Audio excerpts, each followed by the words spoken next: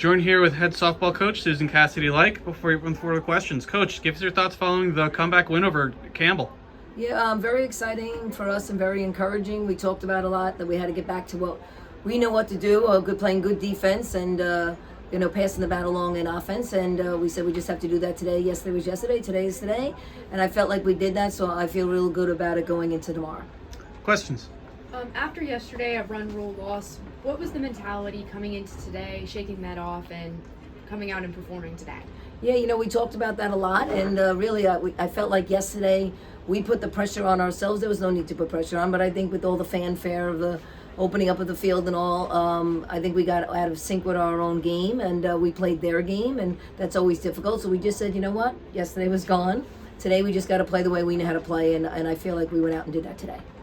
Madison Steps, she allowed those 4 runs in the first inning, but came back and pitched 2 scoreless innings following that. What did you see from her after that first inning? Yeah, we talked about that. I think she was a little bit, they're a very good team, so we can't take anything away from their hitting and stuff. So they're difficult. It's one of the harder teams we've faced. But we liked that she came back and kept us in the game by doing 2 scoreless innings. So that's what we felt was good. We felt after the long ball that we would take her out and come back with Fallon, who I think wanted to prove to herself. We all know she can do it, but she wanted to prove to herself and her team that she can get us back in there and keep us steady.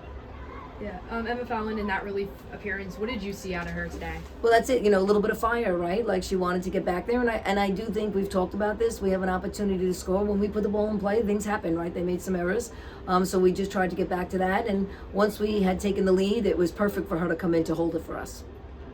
You guys put a lot of bat on the ball today. They made some errors, and you guys were able to capitalize. What was the approach today at the plate? Listen, like we keep on saying, Coach talks to them, Coach Carla talks to them about you got to hit the pitches that you can hit, and you can't give in to them and swing at something that's really going to be a ball. And I think we came a little bit focused on that. We got hit with a couple of pitches. We got a lot of walks, and that helps us. And then when we did put the ball in play, we were able to do some damage because of some errors. Dahlia Palacio, 2-hit day with that go-ahead hit. What did you see at her approach during that at-bat?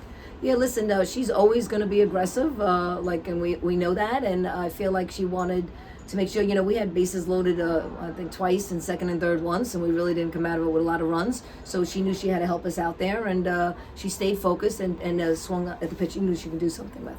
And Riley Smith, another 2-hit day from her. What have you seen out of her recently? Listen, what she has to catch, that's what happens, and really she does well defensively, but you see in the last inning we brought Gemma in there to hold it off, but we have to have her in the lineup, she gives you a good up at bat, a lot of times she walks a lot, she doesn't strike out a lot, and whether it's going to be a sacrifice fly yesterday to get us a run or get on base twice today, so it's important. Speaking of Gemma, she made a terrific diving catch late in the game to save a couple of runs.